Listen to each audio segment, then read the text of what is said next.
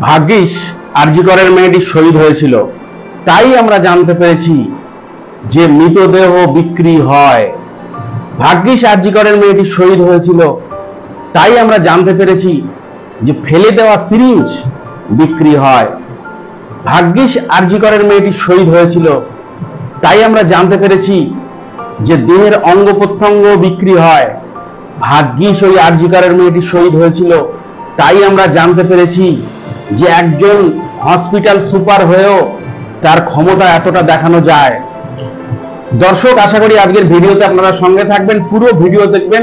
আজকে খুব গুরুত্বপূর্ণ আপডেট আপনাদের দেব এবং লেটেস্ট আপডেট। আপনারা জানেন সন্দীপ ঘোষ ওই আরজি করের প্রাক্তন প্রিন্সিপাল সুপার, তিনি গ্রেপ্তার হয়েছেন। অ্যাকচুয়ালি তিনি গ্রেপ্তার হয়েছেন, কিন্তু এই গ্রেপ্তারটা কিন্তু ওই মেয়েটি মার্ডারের পরিপ্রেক্ষিতে নয়। এটা সম্পূর্ণভাবে ওই দুর্নীতি, যে তার বিরুদ্ধে দুর্নীতি আইনে যে মামলা চলছিল সেই মামলায় তিনি গ্রেপ্তার হয়েছেন।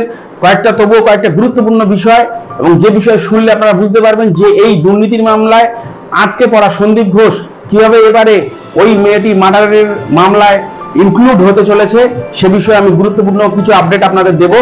যাই হোক, ফার্স্ট আপডেট যেটা আপনাকে দেব, অনুরোধ করব পুরো ভিডিওর সঙ্গে থাকবেন। আমি প্রথমে পয়েন্ট ওয়াইজ বলছি, এরপরে আমি ক্লারিফাই করব। সন্দীপ ঘোষ বাইরে থাকলে বাকিরা মুখ খুলতে চায় না।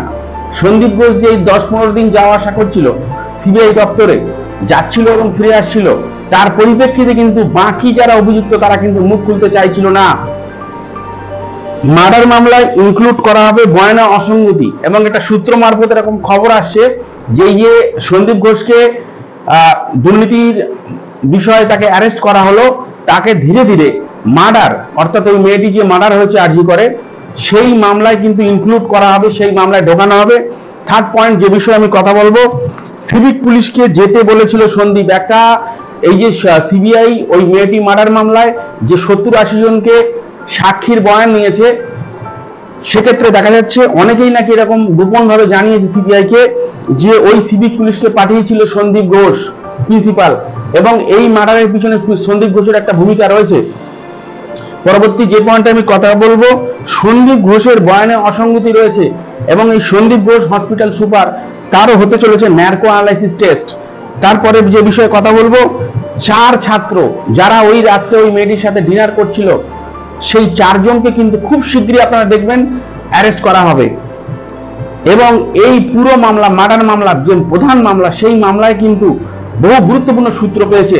যাই হোক, আমি বিষয়টা এবার এলাবোরেট করছি। দর্শক, আপনারা জানেন সন্দীপ ঘোষ ওই হসপিটাল সুপার অত্যন্ত প্রভাবশালী, এবং এরকম সূত্র মারফত জানা যাচ্ছে যে সন্দীপ ঘোষ যেহেতু সিবিআই দপ্তরে যাচ্ছিলেন এবং ফিরে আসছিলেন, অনেকেই ভাবছিলেন বা তার বিরুদ্ধে যারা বলতে পারে এরকম অনেকেই কিন্তু মুখ খুলতে চাইছিলেন না। তাদের বক্তব্য ছিল বা গোপনে তারা সিবিআইকে জানাচ্ছিলেন যে সন্দীপ ঘোষকে যদি অ্যারেস্ট না করা হয় তাহলে আমরা মুখ খুলতে পারবো না, কারণ অত্যন্ত প্রভাবশালী সন্দীপ ঘোষ। এবং আমি আমার প্রত্যেকটা ভিডিওয়ে, আপনারা যদি আমার পুরো ভিডিও দেখেন, পরপর যদি আমার দর্শক হয়ে থাকেন, দেখবেন আমি প্রথম থেকেই আপনাদেরকে বলেছি যে এই মামলার কিন্তু একটা ইতি হবে, অর্থাৎ এই মামলার কিন্তু একটা রেজাল্ট হবে, এবং এই মামলায় কিন্তু দোষীরা শাস্তি পাবে।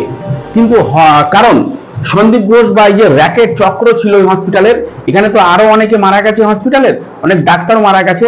এর আগের যে মার্ডারগুলো হয়েছে বলে শোনা যায়, প্রত্যেকটা মার্ডার নাকি গায়েব করে দিয়েছে এই সন্দীপ ঘোষের মতন লোকজন, এবং মার্ডারের পুরো বিষয়গুলো নাকি ঢেকে দিয়েছে।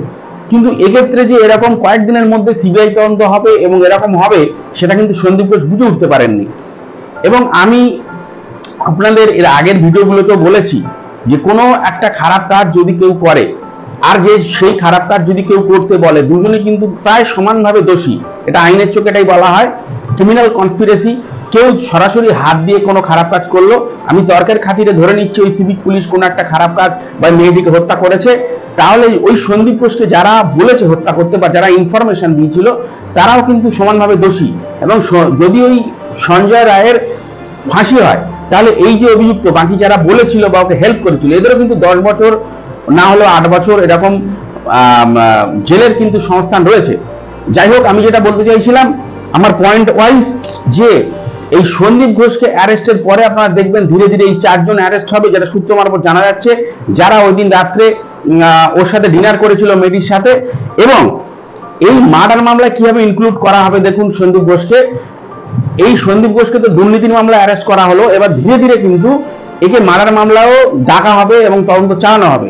এবং সন্দীপ ঘোষ মেন্টালি ভেঙে পড়বেন। কোনো মানুষ জানেন পুলিশের ঘেরাটাপের মধ্যে আসলে সে কিন্তু মানসিকভাবে বিপর্যস্ত হয়ে পড়ে, এটাই স্বাভাবিক। এবং সন্দীপ ঘোষের কিন্তু সেটাই হতে চলেছে। সন্দীপ ঘোষ এর আগে যাচ্ছিলেন সিবিআই দপ্তরে, ফিরে আসছিলেন, সেটা কিন্তু কোন রকম তেমন সমস্যার তার ক্ষেত্রে হচ্ছিল না। কিন্তু যখন তাকে ঘেরাটাপের মধ্যে আটকে দেওয়া হলো, আপনারা জানেন সিবিআই কিন্তু এক ধরনের পুলিশ ব্যবস্থা, আর পুলিশ ব্যবস্থা আটকে দিয়েছে, কিন্তু এবার চাপে পড়ে যেতে চলেছেন সন্দীপ ঘোষ। আর একটা বিষয় আমি বলি, সেটা আপনারা জানেন, এর আগের ভিডিওগুলোতে আমি বলেছি যে নার্কো অ্যানালাইসিস টেস্টের এখন যেটা হলো সেটা হচ্ছে পলিগ্রাম টেস্ট। এটা যে কোনো কাউকেই সিবিআই বা সংস্থা পুলিশ করাতে পারে, কিন্তু এর পরে যে টেস্টটা রয়েছে নার্কো অ্যানালাইসিস টেস্ট, যেখানে ইনজেকশন ইনপুট করা হয়, ইনজেকশন ঢুকিয়ে দেওয়া হয়, ঢুকিয়ে ওই মানুষের কাছ থেকে আসল ঘটনা বার করা হয়। এবং সেক্ষেত্রে কিন্তু কোনো অভিযুক্ত ছাড়া এই নার্কো টেস্ট করা যায় না, এবং নার্কো টেস্ট একটা অনুমতি লাগে। এবং আপনারা জানেন এই সঞ্জয় রায় সিভিক পুলিশে অ্যারেস্ট হয়েছে, একে তো নার্কো টেস্ট করাই যাবে, কারণ একে অভিযুক্ত হিসেবে দেখানো হচ্ছে। কিন্তু সিবিআই সূত্র মারফত যেটা জানা যাচ্ছে, সিবিআইও চাইছিল সন্দীপ ঘোষের নার্কো টেস্ট হোক, কিন্তু সন্দীপ ঘোষ যেহেতু অভিযুক্ত ছিলেন না এতদিন পর্যন্ত, পুরোপুরি অভিযুক্ত নন, তারপরে সন্দেহ রয়েছে, কিন্তু অভিযুক্ত পুরোপুরি তিনি হননি, তাই তার নার্কো টেস্টের অনুমতি কিন্তু সিবিআই পেত না। কোর্টে যদি গিয়ে বলতো যে নার্কো টেস্টের আমরা সন্দীপ ঘোষকে নার্কো টেস্ট করতে চাই, তাহলে সেই টেস্টের অনুমতি কিন্তু পেত না সিবিআই, কারণ সন্দীপ ঘোষ কিন্তু পুরোপুরি অভিযুক্ত এখনো পর্যন্ত নন, 100% অভিযুক্ত নন। এবং এই নার্কো টেস্টে যে কেমিক্যাল শরীরের মধ্যে দেওয়া হয়, সেই কেমিক্যালে কিন্তু একটা রিয়াকশন হতে পারে, রিয়াকশন হয়ে ওই মানুষটার একটা শরীরে প্রভাব পড়তে পারে। এবং সেক্ষেত্রে নার্কো টেস্টটা কিন্তু যাকে তাকে করা যায় না। নার্কো টেস্টের এবার কিন্তু যে সুবিধাটা সিবিআই এর হলো, সিবিআই যেহেতু সন্দীপ ঘোষকে অ্যারেস্ট করলো, এবার কিন্তু খুব সহজে নার্কো টেস্ট করতে পারবে বলে সূত্র মারফত জানা যাচ্ছে। এবং আরো যে বিষয়গুলো সিভিক পুলিশকে যেতে বলেছিল সন্দীপ ঘোষ, মার্ডার মামলা ইনপুট করা হবে সেটা আমি বললাম। আর বয়ানে প্রচুর অসঙ্গতি রয়েছে, নার্কো টেস্ট সন্দীপ ঘোষকে করা হবে, 4 ছাত্র অ্যারেস্ট হবে, এটাই লেটেস্ট নিউজ আজকে আপনাদের সামনে আনলাম। আশা করি পুরো ভিডিওতে আপনাদের কিছু না কিছু উপকার হয়েছে, কিছু না কিছু ইনফরমেশন আপনারা পেয়েছেন। আমরা সবাই চাই এই মামলার সুষ্ঠু নিষ্পত্তি হোক এবং সবাই শাস্তির আয়তায় আসুক। এবং আমরা যারা সাধারণ মানুষ অনেকেই আমরা রয়েছি, আমার দর্শক অনেকেই রয়েছেন আপনারা, যারা আইন সম্পর্কে অতটা বা আইনের ছাত্র নন বা আইন সম্পর্কে অতটা ওয়াকিবহল নন, তাদের কিন্তু মনে হয় যে একজনকে গ্রেপ্তার হলো এবং তাকে ফাঁসি কাঠে চাপিয়ে দেওয়া হলো, শেষ, খালাস, বিচার কবে হবে বলে আন্দোলন চলছে 1 মাস 1.5 মাস, এক্ষুনি বিচার হয়ে যায়। বিষয়টা কিন্তু ওরকম নয়। আপনারা জানেন আইনের একটা সীমাবদ্ধতা রয়েছে এবং আইন প্রমাণের উপরে চলে। কোনো নির্দোষ মানুষকে সাজা দেওয়া কিন্তু আইনের পক্ষে আইন পারে না সেটা, এবং সেটার নির্দিষ্ট প্রসিডিওর এবং সময় সাপেক্ষ ব্যাপার। প্রতিটা মামলা আপনারা জানেন যে যারা হয়তো জমি জায়গার বিভিন্ন ঝামেলার মধ্যে রয়েছেন, এক একটা জমির মামলা, সিভিল মামলা, সেটা কিন্তু 30 বছর 20 বছর করে সময় লাগে। যেহেতু আমাদের এত বড় একটা রাজ্যে খুব কম সংখ্যক বিচারপতি এবং একটা লং দেখা হয়, বিচার ব্যবস্থার মধ্যে আনা হয় এবং পুরোপুরি ভাবনা চিন্তার পরে একটা রেজাল্ট দেওয়া হয়। এবং এই যে মামলাটা, এটা কিন্তু অতি গুরুত্বপূর্ণ। আপনারা ভাববেন না যে এই মামলার এক্ষুনি রেজাল্ট হবে, এটা আমি প্রথম ভিডিও থেকেই বলছি, 1 বছর 1.5 বছর সময় লেগে যেতে পারে, কিন্তু রেজাল্ট একটা হবে। আপনারা এরকম হয়তো ভেবে হতাশ হচ্ছেন যে কি হয়, কিছু হয় না, মার্ডার হয়ে যায়, সবকিছু গায়েব হয়ে গেল। এটা কিন্তু যারা বলে যে কোনো বিচার হয় না, বিচার পাবে না, অনেক ধর্মগুরুও বলছিলেন, দেখছিলাম যে বিচার হয় না, বিচার পায় না, আনিস খানও তো বিচার পায়নি। এই ধারণা থেকে কিন্তু আপনারা সরে যাবেন, তাহলে আপনাদের মধ্যে আইনের প্রতি একটা বিরূপ ধারণা তৈরি হবে। আপনারা নিজেদেরকে মনে করবেন যে এখানে একটা গুন্ডারাজের এলাকায় রয়েছি এবং এখানে গুন্ডাগিরি করলে ছাড় পাওয়া যায়, সেটা কিন্তু নয়। মনে রাখবেন আনিস খানের বিষয়টা একদম ভুল ইনফরমেশন বাজারে ছড়ানো হচ্ছে।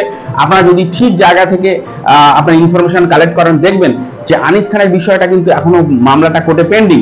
এবং ওই মামলায় আমি দায়িত্ব নিয়ে বলছি, আপনারা দেখবেন ওই মামলায় কিন্তু প্রথম অভিযুক্ত সিভিক পুলিশকে করা হলেও, 1 নম্বর অভিযুক্ত সিভিক পুলিশ থাকলেও তার নিচে সাবঅর্ডিনেট কিন্তু অভিযোগ ওই এসআই, যে এসআই আনিস খানকে ধাক্কা মারার সময় কিন্তু সাথে ছিল বলে জানা যায়, সেই এসআই কিন্তু, এসআই এর নামও কিন্তু ওই কেসে আছে।